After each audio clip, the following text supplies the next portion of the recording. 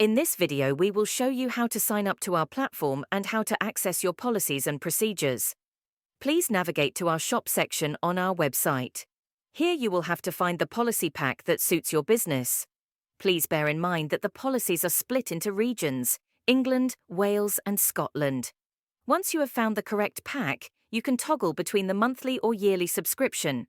Paying yearly is the most cost-effective option. Once you have decided on the plan, tap or click on the Order Now button. If you have a discount coupon, you can apply it in this section. Next, tap or click on the Proceed to Checkout button. On this page, an account will be automatically created for you. It is vital to add your company correct email address. Please double-check that you entered the correct email address. Please do the same with your password. If you use numbers, uppercases, or special characters, please check that you use them the correct way. Please make a note of your password. Add your bank details. After you completed the checkout process, you will be redirected to a setup wizard. Here you have to provide the required information. You can always return to this page later if you don't have all the information at hand. It is important that all fields are completed. No fields should be left empty. If a field is left empty, a replacement code will be shown in your policy.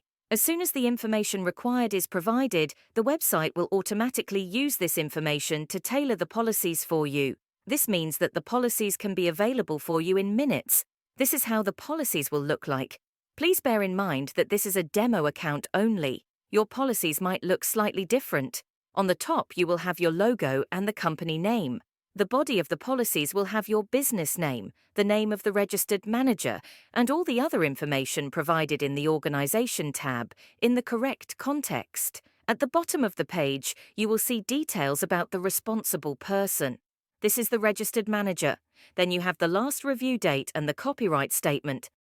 Thank you.